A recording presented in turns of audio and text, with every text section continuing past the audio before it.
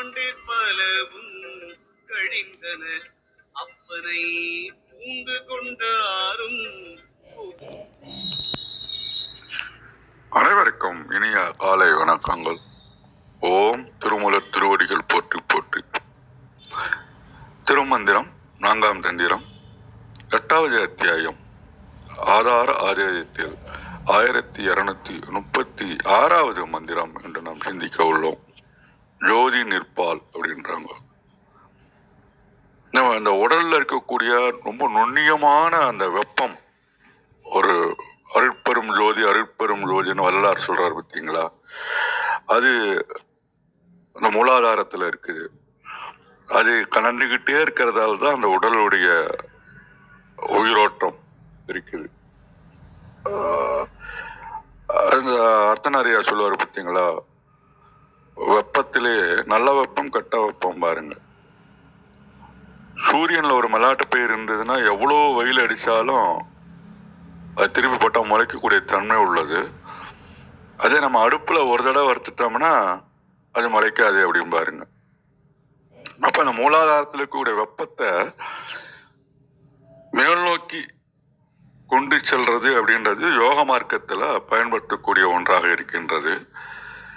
சராசரி மனிதர்களாக நாம சிந்தனையிலும் செயலிலும் மேல் நோக்கி இருக்கும்போது நாம அதை நோக்கி பயணப்படுவதாகவே உணர்கின்றோம். அப்ப அங்க என்ன அடைய முடியும் அப்படின்னு சொன்னோம்னா, சக்தி தேவனுடைய தன்மையை பெற முடியும். அப்ப அந்த அங்க என்ன நடக்கும், என்ன இருக்கும் அப்படின்னோம்னா, முனிவர்கள் ஆன்ம ஒளியான ஜோதியாகவும் சக்தியாகவும் இருக்கின்றதை, சந்திர மண்டலத்தில் இருப்பதை, அந்த ஒளி குறையாத தன்மையை உணர முடியும்னு சொல்ல வருவதாக நான் உணர்கின்றேன். மிக்க நன்றி. வாருங்கள் ரத்னகுமார் ஐயா, வணக்கம். நன்றிங்க. திருச்சிற்றம்பலம். திருமூலர் திருவடிகள் போற்றி போற்றி. திருமூலரின் திருமந்திரத்தில் 4ஆம் தந்திரத்தில் 8வது அத்தியாயம் ஆதாராதே பாடல் 1236 என்று பார்த்துக் கொண்டிருக்கின்றோம். என்றும் எழுகின்ற ஏரினை எய்தினோர் கன்றது ஆகுவர் தாழ்குழல் ஆளோடு மண் தரு கங்கை மதியோடு மாதவர் துன்றிய தாரகை சோதி நின்றாளே. என் விளக்கமாக, எப்போதும் தெவிட்டாத அமிர்தமாக எழுச்சியோடு இருந்து கொண்டே இருக்கின்ற பேரழகு வாய்ந்த இறைவியை தமக்குள் உணர்ந்து அடைந்தவர்கள் அடைந்த அந்த பொழுதிலேயே இறைவியாகவே ஆகிவிடுவார்கள். அவர்களோடு நீண்ட கூந்தலை உடைய இறைவியும் தீயவற்றை நீக்கி தூய்மையை தருகின்ற கங்கையாகவும் குளிர்ந்த ஒளியை தருகின்ற நிலவாகவும் மாபெரும் தவத்தை புரிந்த சாதகர்களோடு எப்பொழுதும் பொருந்தி இருக்கின்ற நட்சத்திரம் போன்ற பேரொளி பிளம்பாகவும் நிற்கின்றார் அப்படின்னு சரவணையா தளத்துல கொடுத்திருக்கிற விளக்கம். இன்னொரு தளத்துல அருணை வடிவேல் முதலியார்கள் என்ன கொடுத்துருக்காங்க.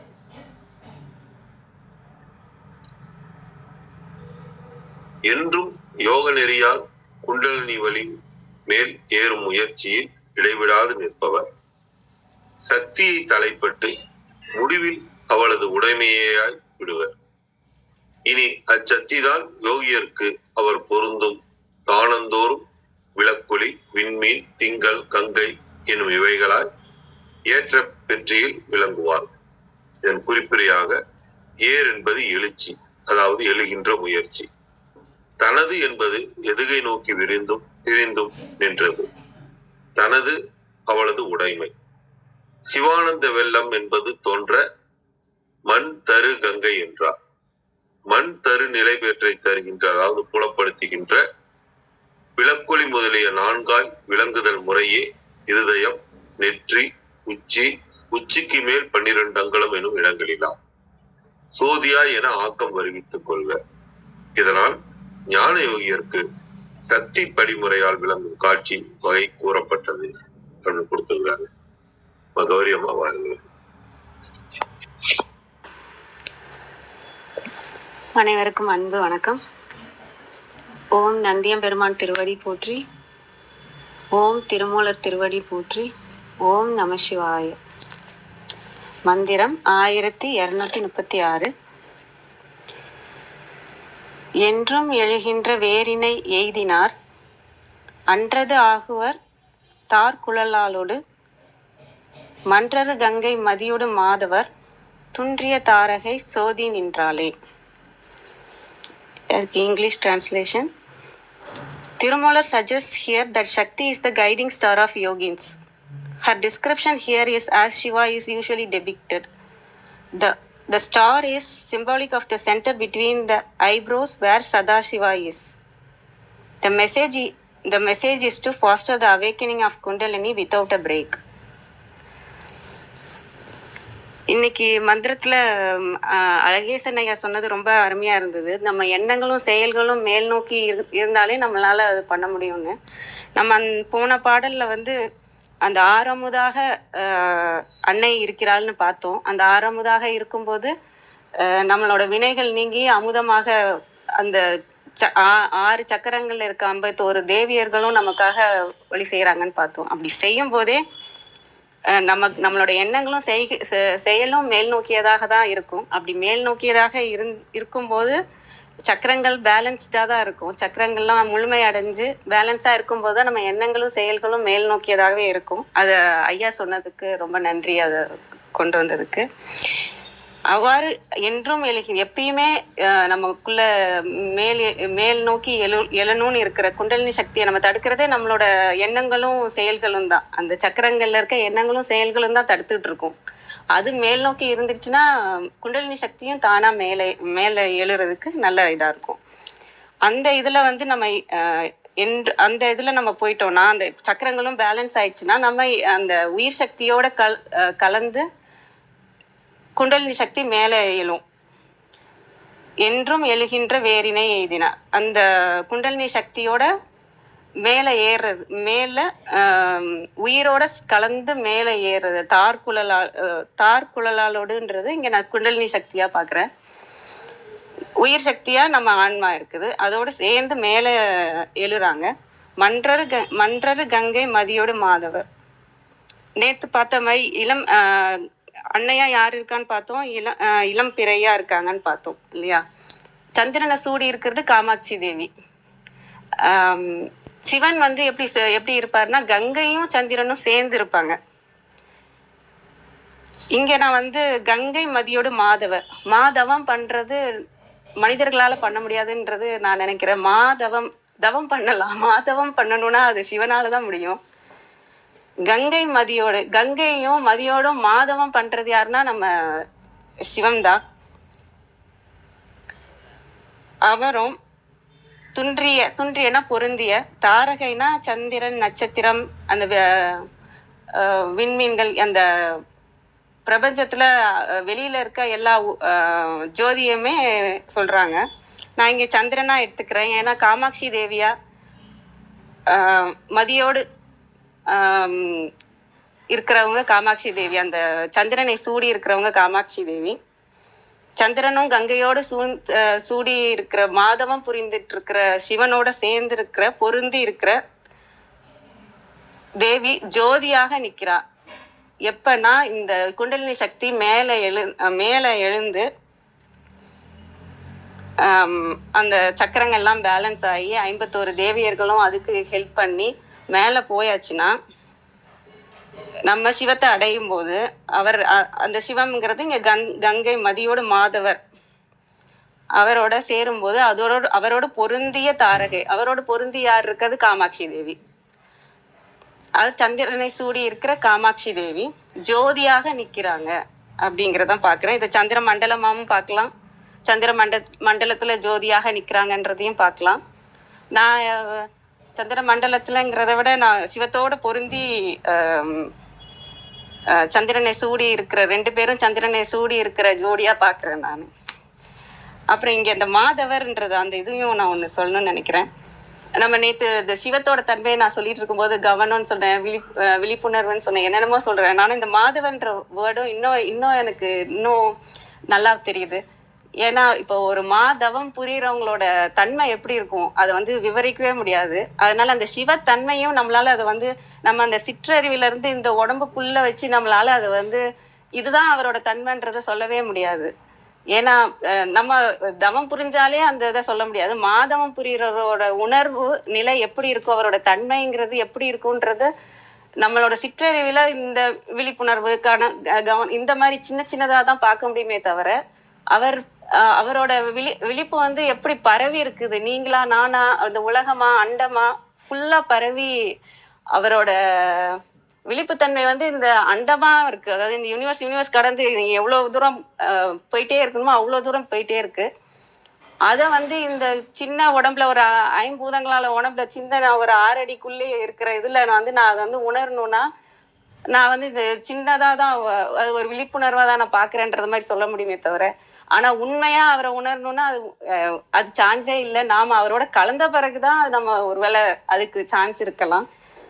அதனால மாதவரை நான் இங்கே பார்க்குறது வந்து அவரோட தன்மையை யோசிக்கும் போது, மாதவர் பண்ணுற அவரோட தன்மையை நம்ம யோசிக்கும் போது அவரை உண்மையாக நம்மளால உணர முடியாது. நமக்குள்ளே என்ன என்ன இருக்கோ அதை வச்சு தான். இப்போ நான் கிளாஸ்க்குள்ளே ஒரு ட்ராப்பு கடலோட ட்ராப் இருக்குன்னா அது இவ்வளோதான் இருக்கும்னு நம்ம நினச்சிப்போம் இல்லையா? அந்த மாதிரி தான் இது அவரோட விழிப்புத்தன்மையும் பரவி இருக்கு. அதுமாரி சக்தி தன்மை கருணையா உலகம் பூராவும் பரவி இருக்கு. நீங்களா நானா அந்த உயிர்களா எல்லாமாவுமே இருக்கிறார் அவரு. அப்ப நான் அதுல இருக்க ஒரு செல்லா இருந்து நான் இப்ப எனக்கு என் உடம்புக்குள்ள இருக்க ஒரு செல் வந்து என்னை உணரணும்னா அது எப்படி உணரும்? என்னை முழுசா என்னோட செல் உணரணும்னா எப்படி உணரும்? அது அந்த மாதிரிதான். அது முடியாத காரியம் இல்லையா? எல்லாரும் சேர்ந்து உணர்ந்தா, நம்ம எல்லாரும் சேர்ந்து நம்ம சிவத்தை உணர்றோம்னா எப்படி இருக்குமோ அப்பதான் அந்த மாதவ தன்மையை நம்மளால உணர முடியும்ன்றதையும் நான் இந்த பாடல்ல பாக்குறேன். அனைவருக்கும் நன்றி. நன்றிங்க. நன்றி நன்றி. ஒரு விளக்கம் சொல்லும் போது இப்ப நானும் வந்து ஒரு வாசிப்பா அப்படிதான் இருக்கும். உங்களோட இது வந்து இப்போ கிருத்திகாமா பேசும்போது இருக்கிற அந்த உணர்வு நிலையில இருந்து பேசுறீங்க அப்படிதான் நான் புரிஞ்சுக்கிறேன். நன்றிமா, நல்லா அருமையா இருந்தேன். நன்றிமா. கிருத்திகாமா வாருங்க.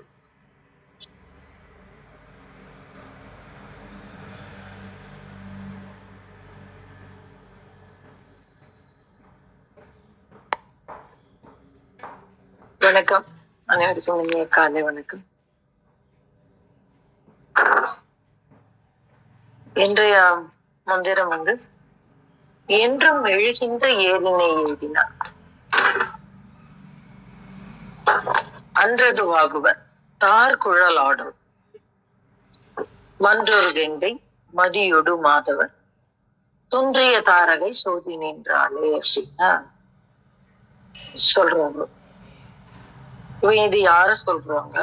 நம்மள சொல்றாங்களா, தேவிய சொல்றாங்களா, இறையனார சொல்றாங்களா அப்படின்னு பார்க்கும்போது எல்லாமும் ஒன்றாக இருக்கக்கூடிய ஒரு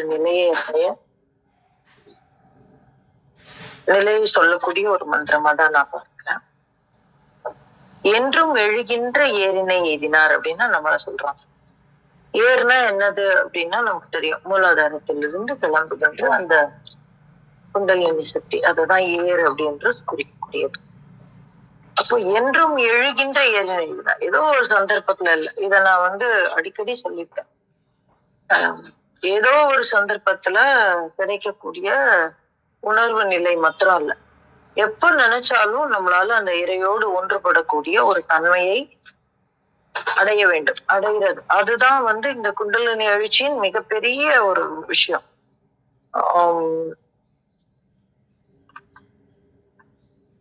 மேல எழும்பி நம்ம அதையும் பார்த்திருக்கோம். மேல போகும், திரும்பி கீழே வந்து தன்னோட பேஸ்க்கு திரும்பி வரும். இத வந்து திருமூலர் வந்து சொல்லி கொடுத்திருக்காரு. இதுக்கு முன்னாடி கிட்டத்தட்ட ஒரு 100 பாடல் முன்னாடி நம்ம பார்த்திருக்கோம். அப்போ ஆனா இது தயார் நிலையில இருக்கும், எப்ப வேணா எழுந்திருக்கும். அந்த ஒரு நிலையில இருக்கக்கூடிய ஒரு விஷயம். அதுக்கு தக்கன நம்ம உடல் இருக்கணும். உடல் வந்து நம்ம அப்போ இந்த இடத்துல அது ஒரு செய்தி இருக்கு. என்ன, நம்ம ஒரு நிலையை எழுதிய பின் அந்த விஷயங்கள் எதுவும் இல்லாம நம்ம வாட்டுக்கு வேற வேற எண்ணங்கள்ல உலகெல்லாம் நம்ம போயிட்டே இருந்தோம்னாக்கா நடக்காது. அப்ப என்ன பண்ணும்? சதா சர்வ காலமும் நீ என்ன பண்ணும், எப்ப பாரு என்ன பண்ணுவாங்க அம்மா, குழந்தை பசியோட வரும்னு தெரிஞ்சதுனாக்கா சமையல்லாம் பண்ணி ரெடியா வச்சிருப்பாங்க இல்லையா? அப்ப ரெடினஸா இருக்கும். வந்த உடனே சாப்பாடு போட்டுருவாங்க, ரெடியா இருப்பாங்க. அதுக்குதான் முக்கியத்துவம். அப்போ இந்த இடத்துல என்றும் எழுகின்ற ஏரினை எய்தினர் அப்படின்னா அந்த ரெடினஸ் என்ன எல்லாமே புறம் தள்ளிவிட்டு இந்த ஒரு விஷயம்தான் முதன்மையா இருக்கணும். புறம் தள்ள முடியுமா? இல்ல, இதற்கு முக்கியத்துவம் கொடுக்கணும். அப்போ மிச்ச எண்ணங்கள்லாம் பின்னாடி இருக்கும். அப்ப அதுதான் இந்த இடத்துல சொல்லக்கூடிய வார்த்தை. என்றும் எழுகின்ற ஏரினை எய்தினார். யாரு? அன்றதுவாகுவர் தார்குழலோடு தார்குழல் ஆளோடு. தார்குழல்னா மனம் பொருந்திய குழலை உடையவர். அன்று அது ஆகுவார். என்றைக்கு?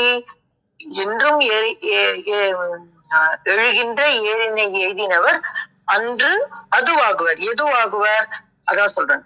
மந்தொரு கங்கை மதியொடு மாதவர் துன்றிய தாரகை சோதி நின்றாளே அப்படின்னு சொல்லுவாங்க. மன்றொரு கங்கை அப்படின்னாக்க கங்கைக்கு ஒரு தன்மை உண்டு. அது என்ன அப்படின்னாக்க எல்லா பாவங்களையும் போக்கக்கூடிய ஒரு தன்மை.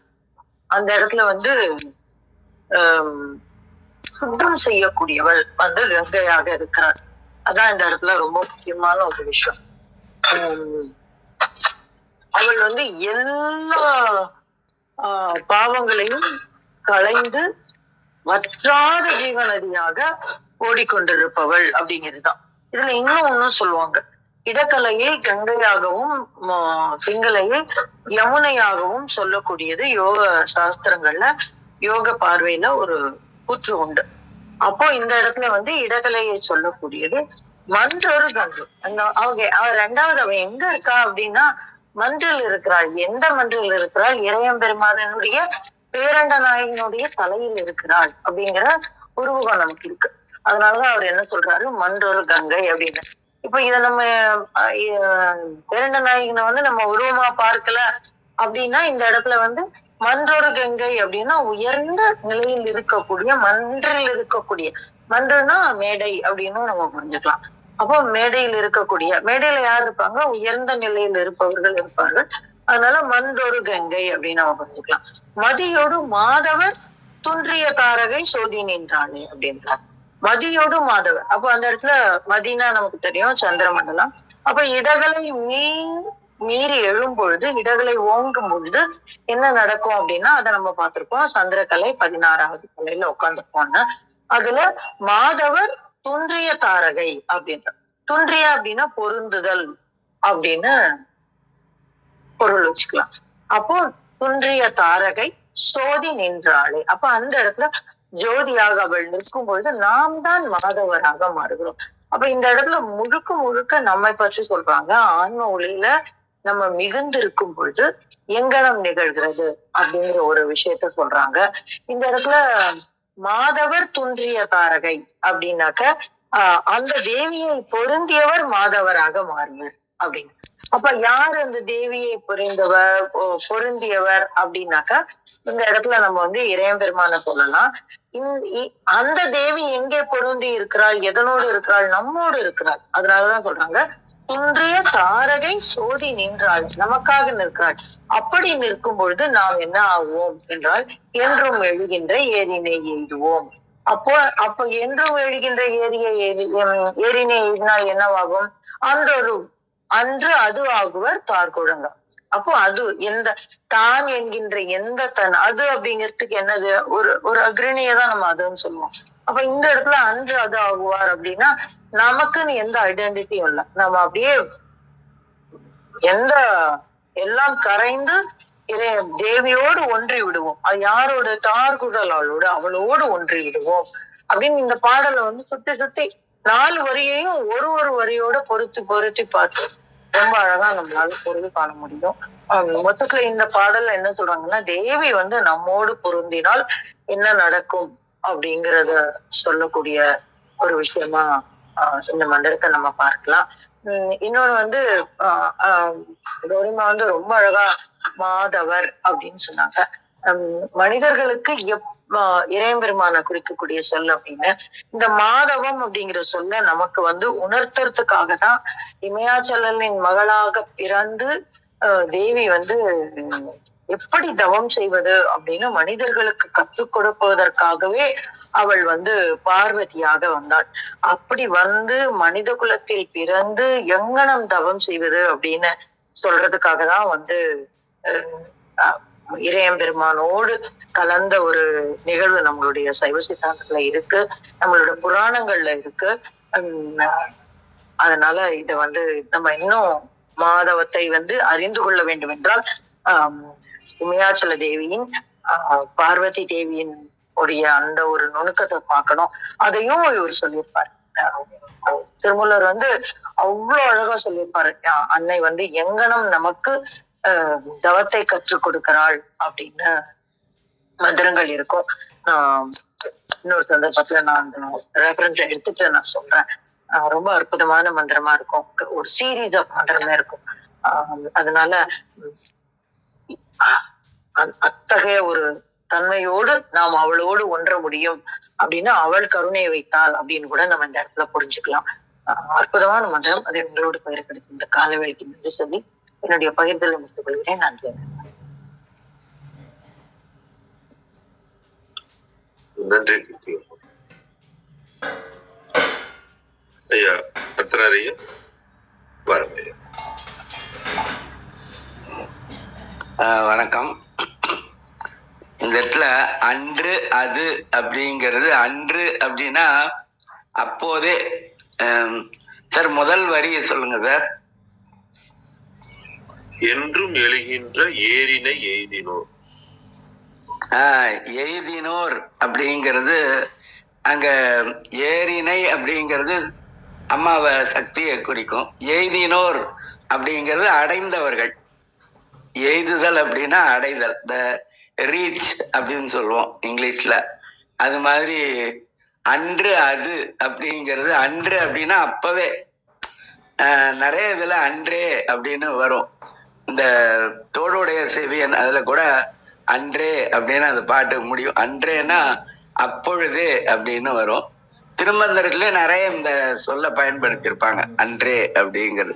அன்றேன்னா அப்பவே அப்படின்னா ஒரு கால் நொடி கூட தாமதம் இல்லாமல் அப்படிங்கிறது. இப்பெல்லாம் நம்ம இங்கிலீஷ்ல வந்து ஒரு தகவல் சொல்லி மெதுவா போய் சேர்ந்ததுன்னா லேட்டன்சி அப்படின்னு சொல்றோம். அந்த லேட்டன்சி எல்லாம் இல்லாம, அப்புறம் அது அப்படிங்கிறது இந்த இடத்துல எதை குறிக்கும் அப்படின்னா அருள் சக்தியை குறிக்கும் அப்படிங்கிறது. அந்த அருள் சக்தியை குறிக்கிறதுக்கு தான் அது.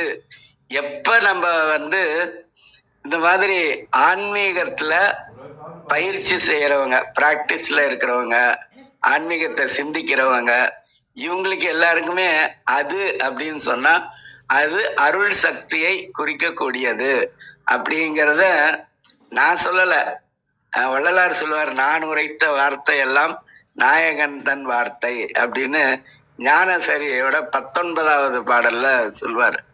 அது நான் சொல்லல, திருமூலரே சொல்றாரு. ஒன்று அவன் தானே அந்த பாட்டுல 2வது இதுல சொல்லுவாரு, இரண்டு அவன் இன்னருள். அப்ப இரண்டு அவன் அன்னருள், இன்னருள். 2ஆக இருக்கிறது எதுன்னா அவனுடைய அருள். அப்ப அருளை தனியா பிரிக்கும் போது அது அக்ரிணையா தான் வரும். அதனாலதான் அது அப்படின்னு சொல்றது. அப்படி அருள் சக்தியாக நாம் அதாவது ப்ரமோட் ஆகிறதுக்கு, உயர்வதற்கு நம்ம வந்து மாதவம் செய்ய வேண்டும். அந்த மாதவம் மனிதர்கள் செய்ய வேண்டும் அப்படிங்கிறதுக்காக தான் சிவபெருமானும் அந்த தவத்தை செய்து காட்டுறாங்க. அம்மாவும் நமக்கு தவத்தை செய்து காட்டுறாங்க.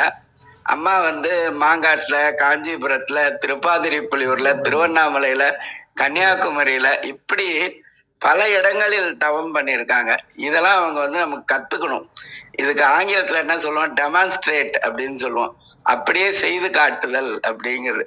இதெல்லாம் அவங்க செய்யணுங்கிற அவசியமும் நமக்கு கிடையாது. சேக்கிழார் வந்து பெரிய புராணத்துல சொல்வாரு, மா தவம் செய் தென் திசை அப்படின்னு சேக்கிழார் சொல்வாரு. ஞானசம்பந்தரும் ராமேஸ்வரத்தை பத்தி பாடும்போது கோடிமா தவங்கள் செய்து அப்படின்னு தேவாரத்துல சொல்லியிருப்பாங்க. அது மாதிரி தவம் அப்படிங்கிறதே பெரிய விஷயம். ஆனா நம்ம கிராமர்ல பார்த்தோம்னா மா அப்படிங்கிற ஒரு சொல்ல சேர்த்தோம்னா மாதவம் அப்படின்னு வந்துரும். அந்த மா அப்படிங்கிறது பெரியங்கிறது மாத்திரம் இல்ல, மா அப்படிங்கிறது திருமகளையும் குறிக்குங்க. இந்த திருக்குறளுக்கு நம்முடைய பழைய கல்வி அமைச்சர் இரா நெடுஞ்செழியன் ஒரு கருத்து எழுதியிருப்பாரு. திருக்குறள் களஞ்சியம்னு ஒரு நூல் இருக்கு. அதுல நெடுஞ்செழியனே சொல்லியிருப்பாரு, திரு என்பதற்கு 19 பொருள் இருக்கு அப்படின்னு சொல்லியிருப்பாரு. அதனால அந்த மா அப்படிங்கிறது திரு அப்படிங்கிறதையும் குறிக்கும். ஏன்னா கொன்றை வேந்தன்ல என்ன சொல்றாங்க, வாக்குண்டாம் நல்ல மனம் உண்டாம் மா மலராள் நோக்குண்டாம் அப்படின்னு சொல்லியிருப்பாங்க. அதனால மாதவம் அப்படிங்கிறது அப்ப அங்க திருமகளும் வந்துருவாங்க. திருமகள் வந்தா இயல்பா திருமாலும் வந்துதானே ஆகணும் இல்லையா? அதனால அது மாதிரி மாதவம் அப்படிங்கிறது மிகப்பெரிய விஷயம். அதனாலதான் ஆண்டாள் நாச்சியார் கூட வைகுந்தன் மாதவன் என்றென்று நாமம் பலவும் அப்படின்னு 10வது திருப்பாவையில சொல்லியிருப்பாங்க. அதனால இந்த மாதவம் செய்யறது, இந்த மாதவம் செய்யறதுக்கு என்னென்ன வேணும் அப்படின்னு சொன்னா, முதல்ல தூய்மை வேணுங்க. அந்த தூய்மைக்கு தான் கங்கை அப்படிங்கிறது வந்தது. அதே மாதிரி அதுக்கும் அறிவு வேணும். ஏன்னா தவம் அப்படிங்கிறது என்ன அப்படின்னா, உற்ற நோய் நோன்றல், அது வந்த துன்பத்தை பொறுத்து கொள்ளுதல், உயிருக்கு உருகன் செய்யாமை, இன்னொரு உயிருக்கு தீமை செய்யாமை, அற்றே தவத்திற்கு உரு அப்படின்னு திருவள்ளுவர் சொல்வாரு. இதை தொடர்ந்து செய்தால் அது மாதவமா ஆயிடும். அதனால்தான் அர்ஜுனன் மாதவம் செய்துதான் சிவபெருமான்கிட்ட அந்த பாதுபதாஸ்திரத்தை வாங்கினாருங்கிறது மகாபாரதத்துல இருக்கும். அது மாதிரி மாதவம் செய்தல் அப்படிங்கிறது முதல்ல என்னன்னா, இடைவிடாமல் தொடர்ந்து சிந்தித்தல். அதுல இருந்துதான் நம்ம தவம் அப்புறம் மாதவம் அப்படிங்கிற பொசிஷனுக்கு நம்ம போக முடியும் அப்படின்னு நினைக்கிறேன். அதனால கடைசியா அந்த ஜோதி அப்படிங்கிறது என்னன்னா, எல்லாருமே ஒளி ஒளின்னு எளிமையா சொல்லிட்டே போயிடுறோம். ஆனா இந்த ஜோதி அப்படிங்கிறதுல 3 விஷயம் இருக்கும். ஒண்ணு சிவம், சிவம் அப்படின்னாலே மங்களம் அப்படின்னு அர்த்தம். 2வது சக்தி, ஆற்றல், அது அருள் ஆற்றல், போற்றினின் பேரருள் போற்றினின் பெரும் சீர் ஆற்றலின் ஓங்கிய அருட்பெருஞ்சோதி. அதாவது அங்க ஆற்றலின் வளர்ந்த அப்படின்னு சொல்லல, ஆற்றலின் பெரிதான அப்படின்னு சொல்லல, ஆற்றலின் உயர்ந்த அப்படின்னு சொல்லல, ஆற்றலின் ஓங்கிய அருட்பெருஞ்சோதி அப்படின்னு சொல்லியிருப்பாங்க. போற்றினின் பேரருள் போற்றினின் பெரும் சீர் ஆற்றலின் ஓங்கிய அருட்பெருஞ்சோதி. இதை இளையராஜா இப்ப ஒரு விடுதலை படம், அதுக்கு முன்னாடி வந்த விடுதலை படத்துல அந்த வரி இளையராஜாவே பாடியிருப்பாரு. இது அருட்பெருஞ்சோதி அகவல் நிறைவு பண்ணும்போது சொல்லுவோம், போற்றினின் பேரருள் போற்றினின் பெரும் சீர் ஆற்றலின் ஓங்கிய அருட்பெருஞ்சோதி. இந்த பேரருள் வந்துருச்சுன்னா அதுதான் நமக்கு பெரும் புகழை தரும். அதனால பேரருள் பெரும் சீர் இந்த 2ம் வந்த பிறகு பேராற்றல் அப்படிங்கிறது நமக்கு கிடைக்கும் அப்படிங்கிறது. இதெல்லாம் பண்றதுக்கு மாதவம் செய்தல் அப்படிங்கிறது மனிதர்களும் செய்ய வேண்டும். மனிதர்கள் முதல்ல சிவ சிந்தனையாளர்களா மாறி, அப்புறம் அடியவர்களாக மாறி, அப்புறம் அன்பர்களாக மாறி, அப்புறம் யோகிகளாக மாறி, அப்புறம் தவ யோகிகளாக மாறி, இந்த மாறி மாறிங்கிற இடத்துலலாம் உயர்ந்து அப்படின்னு போட்டுக்கணும்.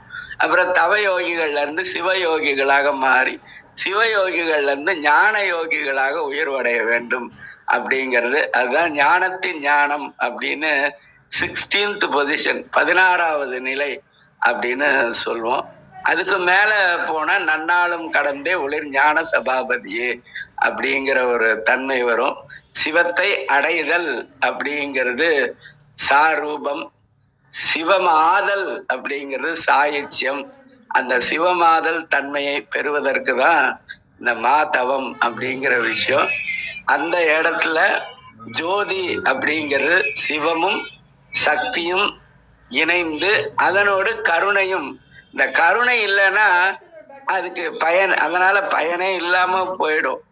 எங்கே கருணை இயற்கையில் உள்ளன அங்கே விளங்கிய சிற்றவை சிவமே அப்படின்னு வள்ளல் பெருமான் அகவல்ல சொல்வாரு. அதனால கருணை அப்படிங்கிறது கண்டிப்பா வேணும். கற்பனை கடந்த சோதி கருணையே உருவமாகி, அதாவது இறைவனுக்கு என்ன உருவம் அப்படின்னா கருணை தான் உருவம் அப்படிங்கிறத சொல்லுவாங்க. அதனால அதாவது அந்த இடத்துல அறிவு அப்படிங்கிற சிவமும் அன்பு அப்படிங்கிற ஆற்றல் நிறைந்த தாயும் அதுக்கப்புறம் இரக்கம் இந்த கருணை இது மூணும் இருந்தா அந்த தன்மைக்கு ஒரு ஜோதி அப்படின்னு பேரு. இது மூணையும் செய்யக்கூடிய அந்த தன்மைய வந்தா அதுதான் ஒளி உருவம் பெறுதல் அப்படிங்கிறது. அதனால இதெல்லாம் நம்ம நோக்கி நம்ம சிந்திச்சு இந்த தன்மையை நம்ம அடையணும் அப்படின்னு திருமூலர் நமக்கு வழிகாட்டுறாரு. திருமூலர் வழிகாட்டுறாருங்கிறத விட திருமூலர் தான் முதல்ல நமக்கு வழிகாட்டுறாரு. அதுக்கப்புறம் எல்லாரும் அவரை ஃபாலோ பண்ணி தான் போயிட்டு இருக்கோம். நன்றி, வணக்கம். நன்றிங்க ஐயா. உண்மையிலே தேடி தேடி நூட்களை கண்டுபிடித்து கண்ணாக இருக்கின்ற எங்கள் கூட முடியாத பட்சத்தில் தாங்கள் ஒரு பெரிய காலேஜினுடைய HOD இருந்து எங்களுக்கு தளத்துக்கு கிடைத்தது பெரும் பேராக நினைக்கின்றோம் ஐயா. திருமந்திரத்தோடு தமிழ் அமுதத்தையும் பருகுகின்றோம். நன்றிங்க ஐயா. திருமூலருக்கும் நன்றி, தங்களுக்கும் நன்றி. நன்றி அத்தனாரியா, நன்றி அழகேசனையா. நானும் அதான் சொல்ல வந்தேன், நீங்க சொல்லிட்டீங்க. நீங்க பேசுற விஷயங்கள் ஒவ்வொன்றையும் எடுத்து நம்ம ஒவ்வொரு வாக்கியத்துக்கும் உள்ள போனோம்னா இன்னைக்கு ஒரு நாள் பத்தாதாட்டு அவ்வளவு விஷயங்களை சுருக்கி சொல்லிருக்கீங்க அத்தனாரியா. நன்றி, நன்றிங்க. விந்தியாமா வாருங்களும். அனைவருக்கும் வணக்கம். ஓம் சிவசக்தி போற்றி, ஓம் திருமூலரே போற்றி. 1236வது திருமந்திரம், ஆன்ம ஒளியான அன்னை. திருமந்திரம். என்றும் எழுகின்ற வேரினை எய்தினார், அன்றது வாகுவர் தார் குழலாலோடு, மன்றரு கங்கை மதியொடு மாதவர், துன்றிய தாரகை சோதி நின்றாளே.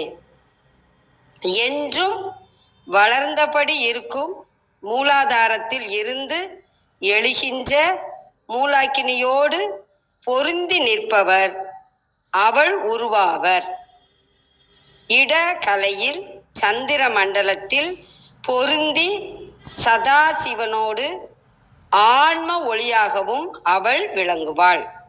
கங்கை வற்றாத நதி, மதி சந்திர மண்டலம், மாதவர் தவ யோகிகள், சக்தி ஆன்ம ஒளியாகவும் விளங்குவாள் என்பதை குறித்தது. கழக வெளியீட்டில் உரையாசிரியர் நுட்பமான விளக்கம் அளித்துள்ளார். என்றும் வளர்ந்தோங்கும் திருவருள் அழகினை எய்தினார், அப்பொழுதே அவ்வழகின் வண்ணமாகுவர். நடப்பாற்றலாகிய தார் குழலாடோடும் அவ்வாற்றலின் வெளிப்பாடாம் நிலை பெற்ற கங்கையாளோடும் மதியோடும் வணங்கும் மாதவரோடும் தொடர்ந்து காணப்படும் பேரொளி பிளம்பாக அம்மை நின்றனள். ஏர் என்ற சொல்லின் பொருள் அழகு. அனைவருக்கும் வணக்கம், நன்றி. சிவசிவ திருச்சிற்றம்பலம்.